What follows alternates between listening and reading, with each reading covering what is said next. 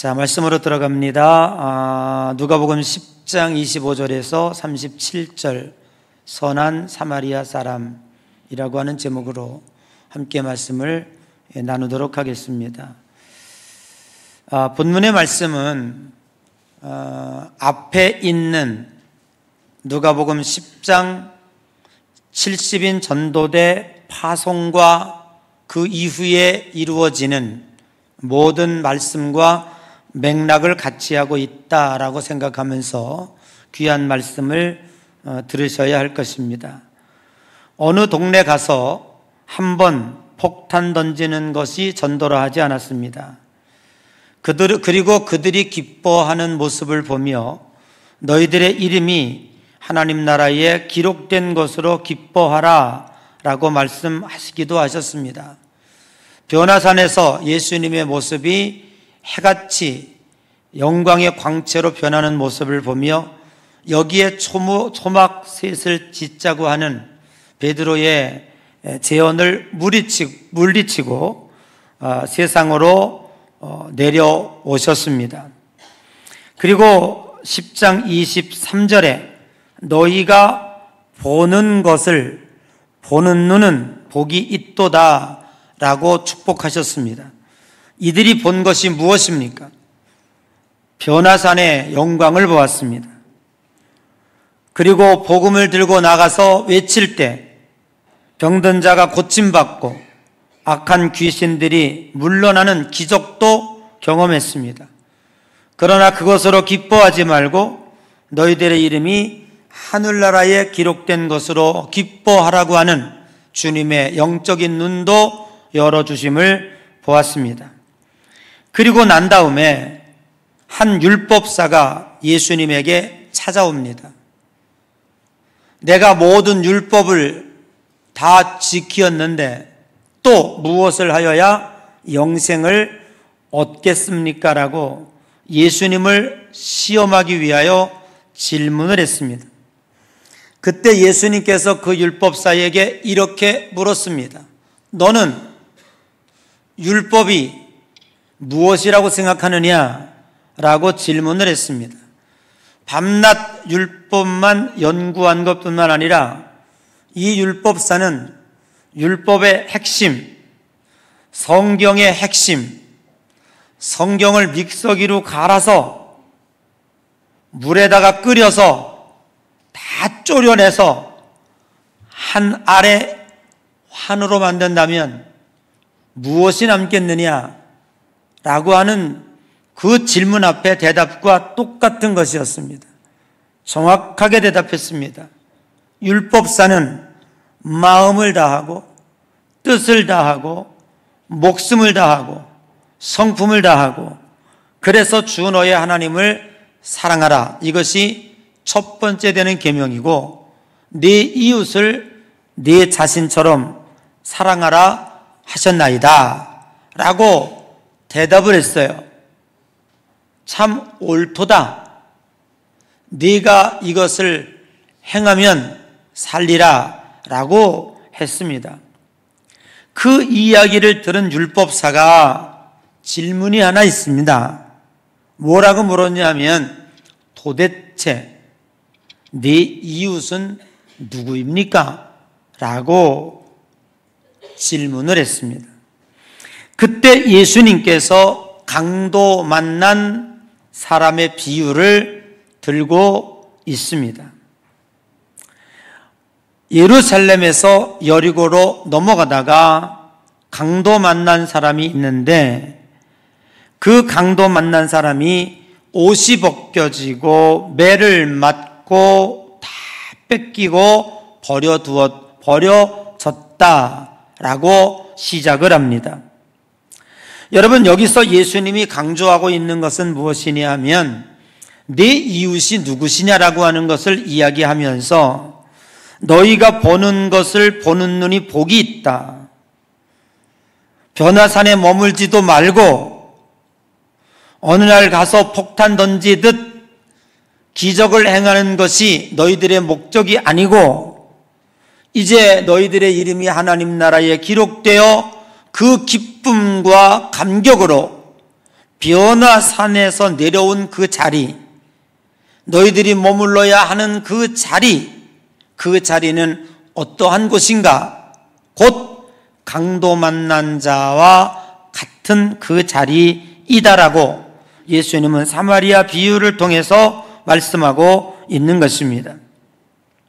여러분, 여기서 강도 만난 자, 무엇을 비유하고 있습니까? 악한 마귀 사탄의 권세에 오늘도 많은 사람들이 어려움을 당하고 있습니다. 요한복음 10장 10절에 보면 도적이 오는 것은 도적질하고 죽이고 멸망시키기 위함이라고 말씀하고 있습니다.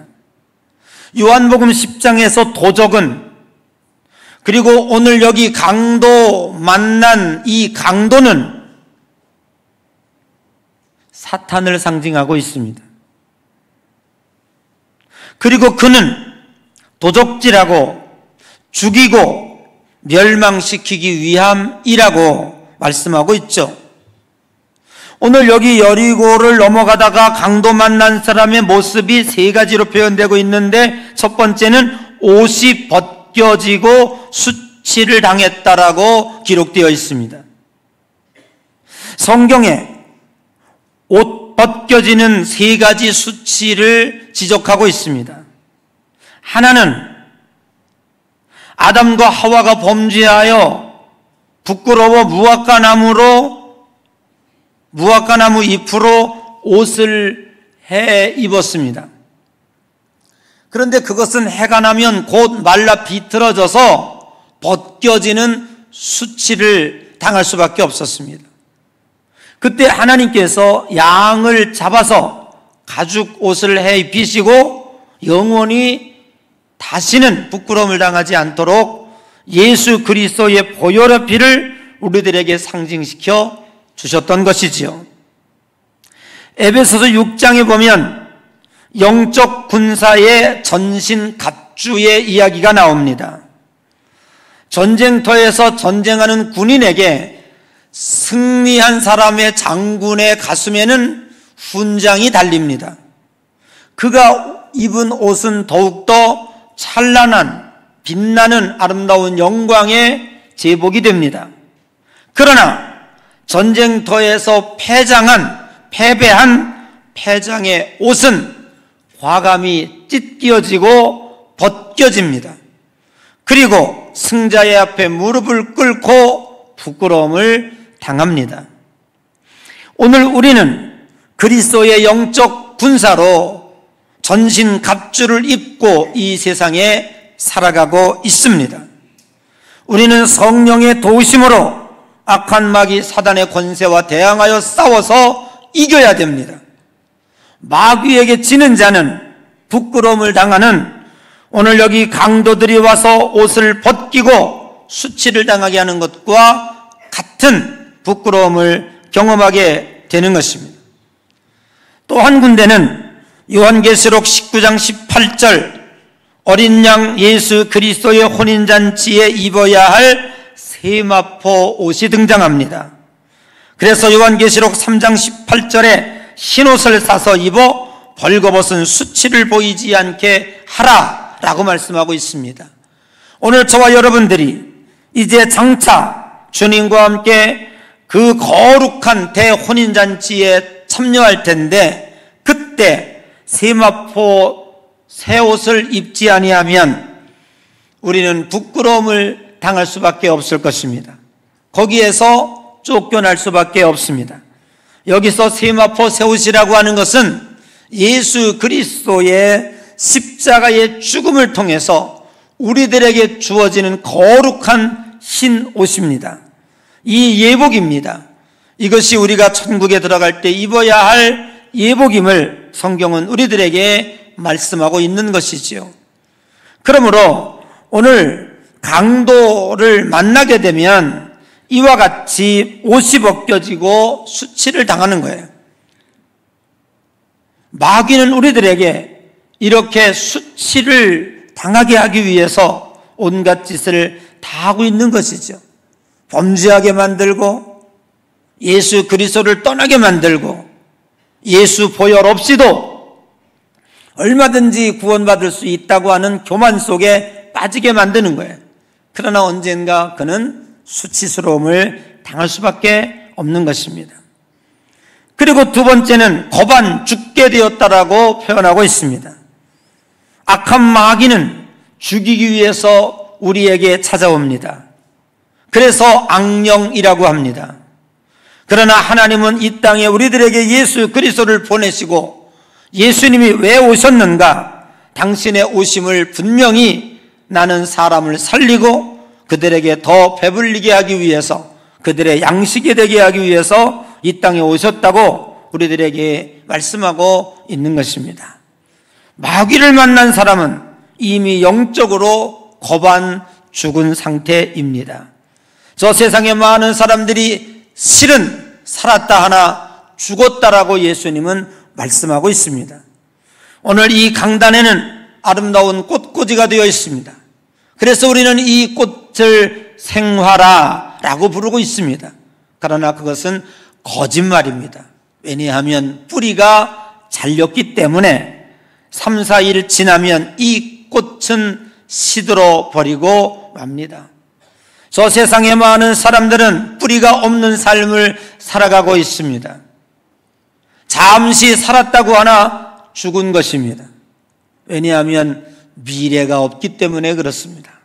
오늘 저와 여러분들은 예수 그리스도의 접붙임이 된 살아있는 영혼인 줄로 믿습니다.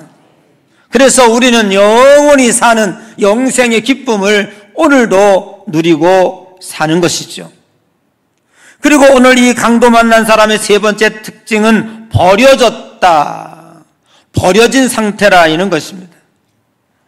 자기 힘으로 벗어날 힘과 능력이 없는 상태를 가리킵니다. 짐승의 밥이 될 수도 있고 두려움과 고통 속에서 발버둥 치는 어두운 밤을 지내야 하는 것입니다. 이것이 지금 강도 만난 사람의 특징이고 그들의 현상입니다. 신자는 살기 위해 살지만 불신자는 죽음을 위해 사는 것입니다. 그런데 이러한 사람을 만난 세 사람을 오늘 예수님은 등장시킵니다. 첫째는 제사장이 지나가고, 두 번째는 레위인이 지나가고, 세 번째는 사마리아인이 지나갑니다. 그런데 제사장과 레위인은 강도 만난, 옷이 벗겨지고 거반 죽게 되고 시궁창에 버려진 이 사람을 보고 지나갑니다. 레위인과 제사장이 그냥 지나가는데 오늘 이 율법사가 도대체 누가 이웃입니까? 라고 하는데 이 두 사람을 등장시키죠. 제사장이 휙 가다가 강도 만났네? 옷이 다 벗겨지고 심하게 매를 맞고 저 시궁창에 피를 흘리며 쓰러졌네. 무엇을 느낄까요? 곧 죽겠구나 라는 생각을 공통적으로 했겠죠. 그런데 성경은 그냥 이 제사장이 지나갔다라고 이야기하고 있습니다. 왜 그냥 지나갔을까요? 나름대로의 명분이, 지나가는 명분이 확실하게 있었습니다. 율법에 제사장은 시체나 부정한 것을 만지거나 접촉해서는 안 된다고 율법에 기록되어 있습니다. 그러니 이 강도를 돌보다가 행여나 죽어버린다면 도대체 불행한 일이 생길 수밖에 없어요. 그것은 곧 하나님의 율법을 어길 수밖에 없는 거죠. 율법을 어겨서는 안 되겠구나. 그냥 버려두는 것이 맞다라고 생각하고 돌아간 거예요. 그래서 이 제사장 마음속에는 하나님의 말씀을 지키려고 한 것이니 일말의 부끄러움이나 양심의 가책도 없는 것이죠. 그리고 그 다음에 레위인이 지나갑니다. 레위인은 누굽니까? 하나님이 특별히 성전을 돌보라고 지파를 명령해낸 사람들입니다.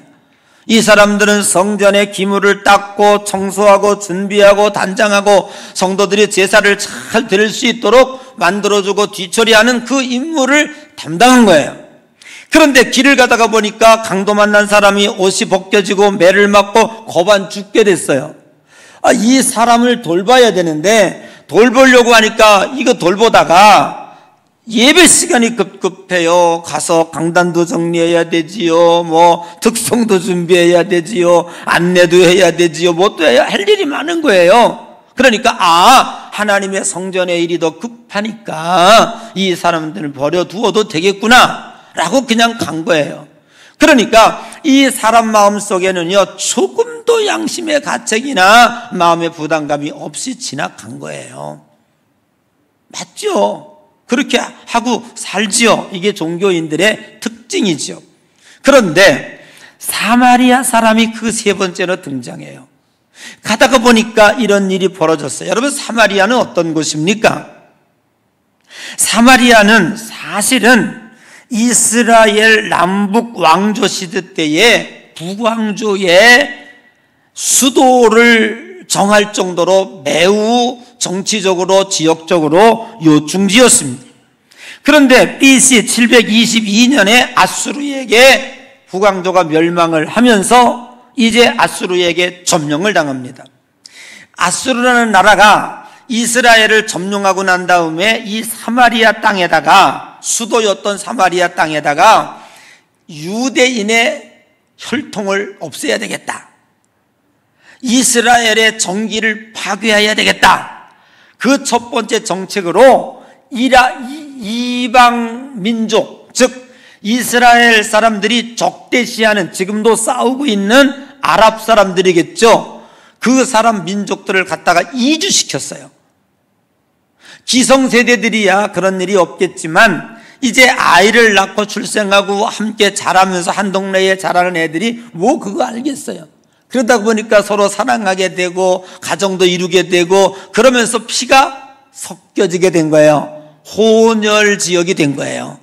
그러다가 얼마 후에 이스라엘이 통일이 돼가지고 이제 백성들이 다 이제 나라가 회복이 돼서 하나가 됐는데, 그때에 이 사마리아 지역을 유대인들이 자기네 민족으로 받아들이진 않았어요. 왜냐하면 너희들은 혼혈 민족이고 피가 혼탁해진 동네이기 때문에 이 사마리아 땅을 우리가 우리 민족으로 받아들일 수 없다. 그래서 예수 그리스도께서도 이제 병든 여인이 와서 나 좀 고쳐주십시오. 그 여인이 사마리아 여인이에요. 예수님 뭐라 그럽니까? 나는 자녀의 떡을 취하여 누구에게? 개에게 줄 수 없다. 그러니까 예수님조차도 그때 당시에 사마리아 사람을 어떻게 인식하고 있는지 정확하게 뭘로 인식하고 있어? 너희들은 개가 개. 뭐 개를 제가 설명하지 않더라도 여러분 왜 우리는 개를 무시하는지 알잖아요. 욕 중에서도 개소리가 들어가면 아주 되게 기분 나쁘죠? 그렇게 무시한 거예요. 그 정도로 무시당한, 너희들이 무시하는 그 사마리아 사람이 거기를 지나가게 된 거예요. 그런데 그냥 둘 수가 없어요. 그 사람을 돌봐야 되는 거예요. 그러면서 이제 예수님께서 오늘 여기 37절 끝절에 보면 너희도 가서 이와 같이 하라. 그리고 예수님께서 율법사가 이 율법사에게 묻습니다. 누가 이 사람의 이웃이겠느냐? 그렇게 말할 때 자비를 베푼 사마리아 사람입니다라고 고백을 한 거예요. 그러면 정리를 한번 해보죠. 말씀을 맺기 전에 예수님이 의도한 것은 무엇입니까? 우리들이 살아가는 자리는 변화산도 아니고 여기가 좋사오니, 여러분들이 예배당에서 이렇게 얼마나 좋습니까? 여기는 악도 없고 다 그냥 사랑하고 선하게 서로 돌보고 얼마나 좋습니까? 이런 상태가 지속되면 얼마나 좋겠습니까? 여러분 옛날에 기도원 다닐 때, 기도원에서 은혜 받을 때 얼마나 좋습니까? 내려오고 싶어요? 그래서 막 거기 취해가지고 그냥 마약과 같이 보따리에 올라, 그거 얼마나 좋겠습니까? 아니죠. 주님은 그렇게 하지 않아요. 내려간 거예요. 우리가 거하는 자리가 어디인가라고 하는 것을 주님은 무엇을 비유를 통해서? 강도 만난 사람의 비유를 통해서 여러분들이 살고 있는 그 자리는 악한 마귀들이 이렇게 많은 사람들, 강도 만난 사람의 모습으로 처참하게 만들어 놓은 그 자리에 내가 살고 있는 거예요. 오늘 우리 그리스도인이 살고 있는 거예요. 거기 누가 보내신 거예요? 하나님이 우리를 그리로 보내셨다. 거기서 내가 살아가야 하고 내 자리를 지켜야 되고 내가 그리스도인으로서의 빛과 소금의 역할을 감당해야 되는 거예요. 그들이 우리의 이웃인 거예요. 그러면 주님은 여기서 어떻게 이 사마리아 사람이 이 강도 만난 사람을 돌봤는지 세 가지를 얘기하고 있어요. 그게 우리의 오늘의 핵심인 거예요. 자, 첫째는 33절입니다. 한번 읽어볼까요? 시작.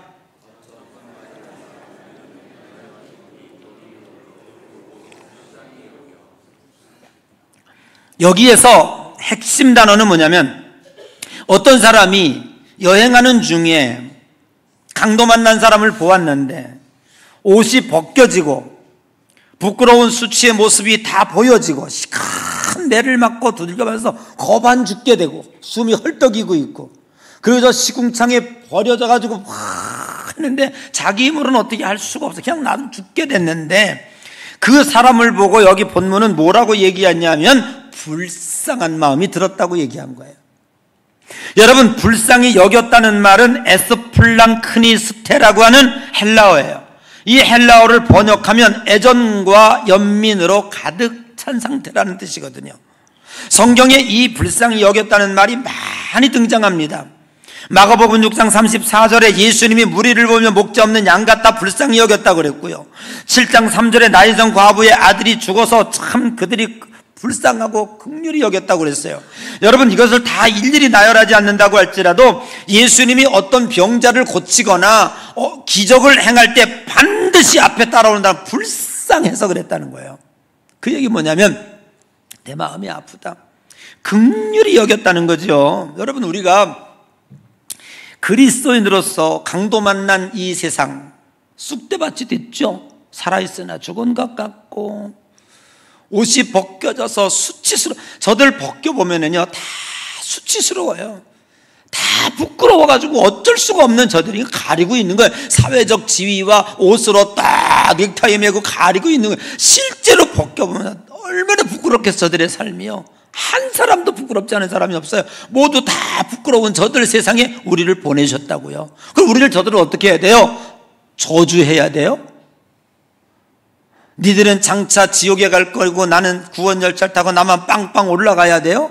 이런 자세로 우리가 살아가면 안 된다는 거죠. 예수님은 여기서 볼 때 이 강도 만난 이 사람들을, 우리가 저 세상 사람들을 볼 때 불쌍히 여기는 마음이 있어야 된다라는 것을 첫 번째로 우리들에게 지적하고 있는 것입니다. 여러분, 이 세상을 섬기는 가장 우선적인 자세는 불쌍히 여기는 마음인 거예요. 그래서 예수님은 그 마음을 이해하기 위해서 말구육간에 오신 거고요. 그래서 십자가에 달려 돌아가시면서 우리들의 고통을 함께, 그리고 내가 이 죄인이 가야 할 마지막 음부의 지옥까지 가서 그 고통이, 그 불의 고통이 얼마나 심한지까지 예수님은 몸소 느끼신 거라고요. 왜요? 우리들이 불쌍히 여기고 공감하는 마음을 함께 느끼기 위해서 그런 거죠. 그것 자체가 우리에게는 위로가 되고 그것 자체가 우리에게는 힘이 되는 거예요.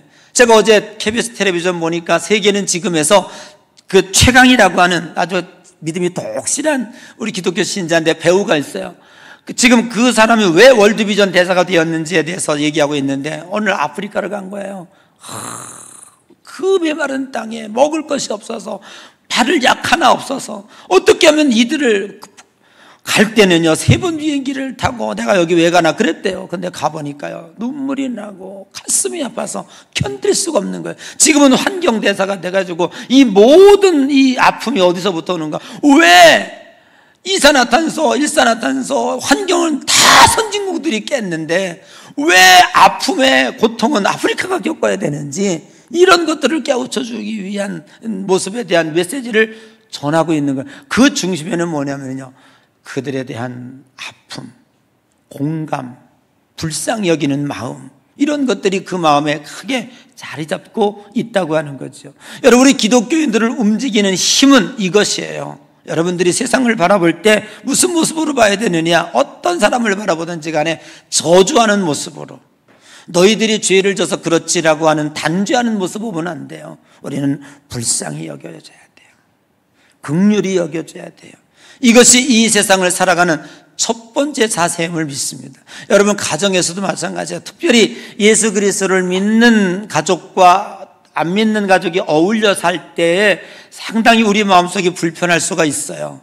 그래서 저들과 마음이 단절되기도 하고, 또 어떤 때는 너희들은 뭐 지옥 갈 거니까 나는 거룩하다 뭐 이렇게 또 구별되기도 하고, 그런데 그렇게 살면 안 되는 거죠. 우리가 살아가는 자세는, 하나님이 오늘 강도 만난 이 사마리아인을 통해서 우리에게 주는 첫 번째 메시지는 긍휼히 여기는 마음이에요. 불쌍히 여기는 마음이에요. 여러분, 이 세상을 바라보며 같이 마음 아파하시기를 주님의 이름으로 축복합니다. 그래서 환경에 대해서도 아파하고, 저 강도 와서 헐벗어 부끄러움 저들을 보면서도 함께 가슴을 아파하고, 여러분의 가족에 들어가서도 혹시 안 믿는 사람이 있다면 그래서 그 사람의 행동과 행위를 멸시하고 저주하지 말고 우리가 같이 아이고 불쌍하다, 마음이 내가 아프다, 그런 마음으로 기도하는 그러한 심령으로 우리가 살아가야 할 줄로 믿습니다. 두 번째, 우리가 살아가는 자리에서 내가 어떻게 살아가야 되는 것에 대한 두 번째 자세, 34절에 등장합니다. 한번 읽어볼까요? 시작.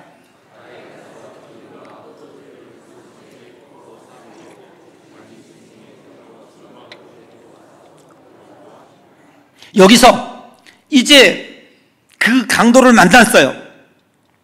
자기가 가지고 있는 기름과 포도주, 옛날에는 마데카솔 뭐지 또? 후시딘, 시우딘이 아니라 오시딘 같은 게 없었으니까 옛날에는 그 기름을 바르고 이게 또 알코올이니까 포도주를 부어서 이제 그 상처를 치료했어요. 그거를 붓고 싸매어 준 다음에 짐승한테 주막으로 와서 돌보아줬다라고 하는 단어를 쓰고 있어요. 여기서 돌보다라고 하는 단어가 핵심 단어인데, 이 돌보다라고 하는 단어는 에페멜레데라고 하는 단어예요. 근데 이 단어는 우리가 그냥 돌보다라고 하는 단어로 쓰고 있는데, 이 단어는 어디에 쓰여지는 단어냐면 의사가 환자를 치료할 때, 우리 선생님들 의사 선생님 저기 계신데, 의사가 환자를 치료할 때 돌보다라는 이 단어를 쓰고 있는 거예요. 여기서 중요한 건 뭐냐면, 우리는 이미 하나님이 우리들의 이미 정체성을 정해준 거예요. 저 세상 사람들은 환자예요.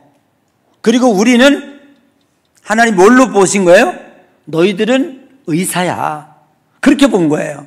그러니까 이 단어를, 내가 누군가를 돌본다라고 할 때 나는 의사고 너희는 환자야라는 이 정체성을 확실하게 정립하고 나가는 거예요. 여러분들이 이 세상에 살아갈 때 하나님은 우리를 먼저 부르셔서 우리들에게 변화산의 영광을 보여주시고, 그리고 안진병인을 일으키시고 눈먼 자를 뜨게 하시는 영적인 능력을 이미 우리에게 주셨고 경험했잖아요. 그렇죠? 이미 동네 가서 할 때 성령이 너희에게 임하시면 너희가 권능을 받고, 아멘, 하나님의 말씀과 성령의 능력과 믿음을 우리에게 주셨잖아요. 누구든지 예수 그리스도를 부르는 자는 구원을 얻으리라. 예수의 이름으로 복음을 전하니 병든 자가 낫고 귀신이 물러가더라. 이거 이미 나왔던 거잖아요. 어디서? 바로 이 앞절에서. 그러니까 예수님이 우리를 뭘로 이 단어를 쓰신 건 뭐냐면, 너희들은 이미 이러한 능력을 가진 의사야. 저 사람들은 버려져 가지고 그냥 두면 죽을 수밖에 없는 환자야. 너희들은 저들을 돌보는 마음으로 살아야 돼 라는 걸 이야기하고 있는 거예요. 여러분, 의사는 특징이 있어요. 의사 선생님, 환자하고 싸워 안 싸워? 진짜 기가 막힌 놈들 많지. 야, 이거 진짜 들어주기, 진짜 환자들요, 진짜 환자 대하기 제일 힘들어요. 너무너무 힘든 상태에서 왔기 때문에 정신과 몸이 완전 피폐해 있어. 건드리기만 하면 그냥 뭐가 막 나오죠. 제가 금요일날 얼마나 엉덩이가 아프고 막 종아리가 견딜 수가 없어요. 그래서 저는 지금까지 이것이 이제 견디가 없어 병원에 간 거거든요. 제가 가자마자 어떻게 오셨어요? 그래서 제가 이상근 때문에 왔거든요. 어떻게 아파요? 쫙 설명을 했어요. 쫙 얘기했어요. 의사가 고개를 갸우뚱갸우뚱해요. 이게 한참 지난 얘기예요. 그래서 제가 또 유튜브를 얼마나 많이 봤겠어요. 제가요. 또 얼마나 열심히 또 내 나름대로 했겠습니까? 내가 가지고 있는 지식과 이걸 가지고 의사를 설득하고 있는 거예요. 그렇다고. 그랬더니 의사가 들어놓아버려요. 다리 얹어다 그랬더니 아닌데. 그랬더니 자꾸 내가 뭘 아니에요. 이상근이에요. 여기에 필요한 약 주시고 이거 치료해 주시면 돼요. 이런 쪽으로 얘기했겠지. 그랬더니 한참 지금 환자가 막 다 기다리는데 내가 막 말을 많이 하니까 아마 나 같으면 열받았을 거야. 당신 같은 환자 못 받겠다고 나가라고. 네가 의사냐고. 왜 다 병을 지가 결정하고 오냐고. 이렇게 했을 건데 얼굴은 열받았어 보니까. 무지하게 열받았어. 뭐 하는 거야 이 사람 와가지고 나한테 의사한테 와가지고 진단받을 생각하고 지가 다 결정하고 와서 해달라니까 이거 뭐 하는 거야 이런 쪽으로 보더라고요. 그런데요 난 거기서 은혜 받은 게 하나 있어요. 한참을 듣고 그 얼굴은 열받아가지고 울고라고 하면서도요 나한테 나쁜 소리를 한마디 안 해요.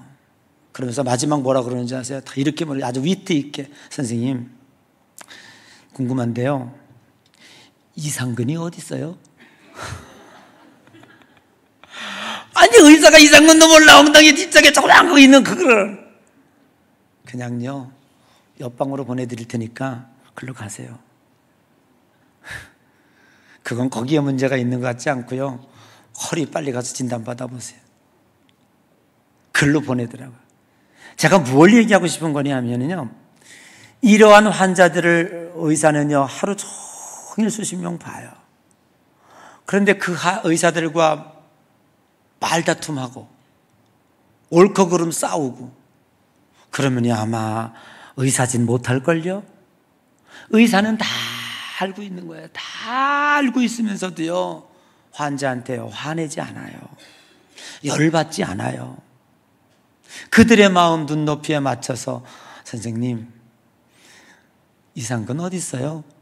라고 물을 수 있는 여유, 그것이 의사들이 아닌가. 먼저 보고 먼저 배우고 먼저 이게 돌보는 사. 너희들이 돌보아 주라라고 하는 주님의 명령은요 여러분들이 이 세상에 보낸 자리에서 내가 어떻게 살아가야 되는가라고 하는 것을 주님은 우리들에게 가르쳐주고 있다고 하는 거예요.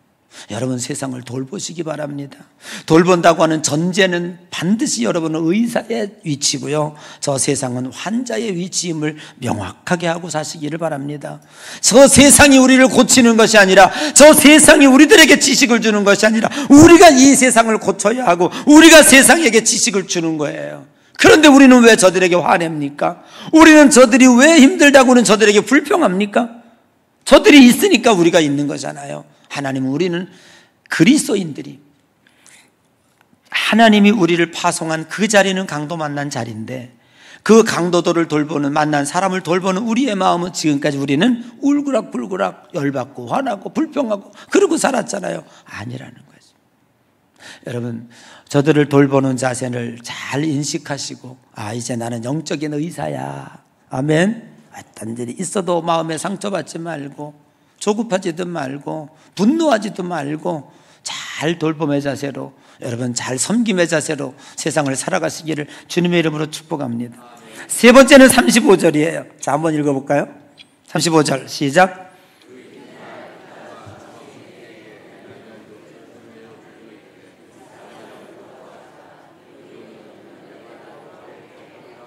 여러분 이제 이 사마리아 사람이 주막으로 데려가서 2데나리온을 주고 이 데나리온은 하루 품삯이에요. 주머니에 돈이 그거밖에 없었던 것 같아요. 그걸 줄고 위탁을 하고 자기 볼 일이 있으니까 가서 볼 일이 돌아. 그것으로 다 한 거죠. 사실은 어떻게 보면 이것도 과한 거예요. 제사장도 그냥 지나가고 레위인도 지나가고 사마리아 사람이라고 핑계댈 게 없었습니까? 여러분 기억하세요. 하늘나라는 절대 핑계가 용납되지 않아요.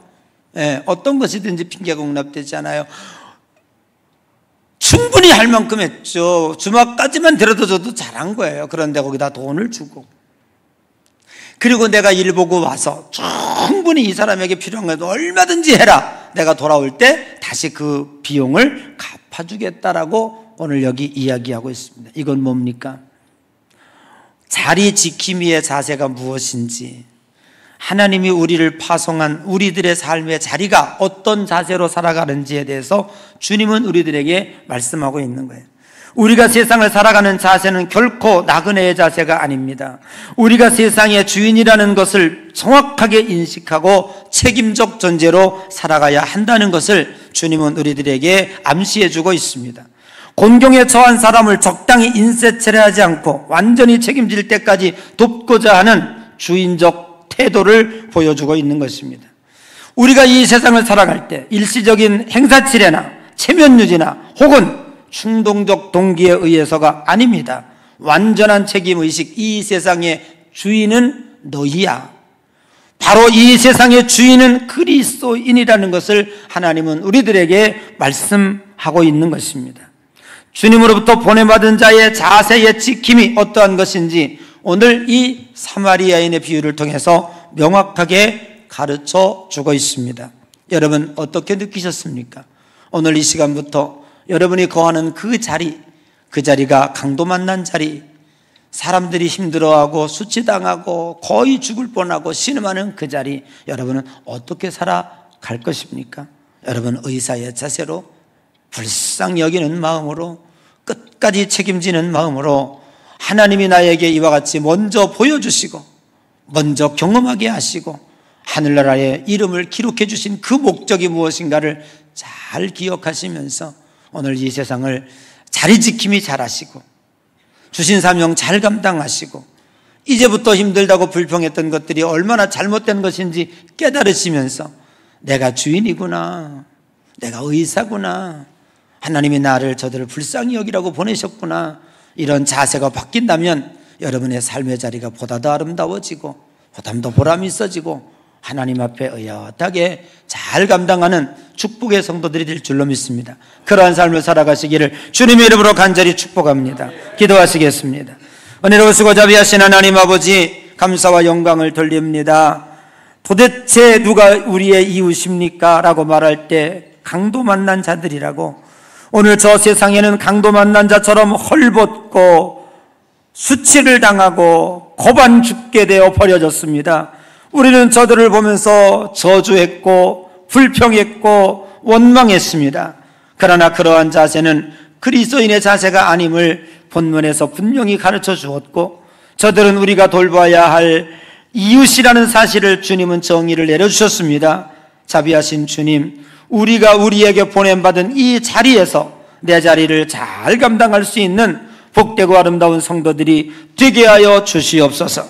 지금은 우리 주 예수 그리스도의 은혜와 하나님 아버지의 극진하신 사랑하심과 성령님의 감동감화 역사 교통하심의 은총이 오늘 귀한 말씀 품고 내려가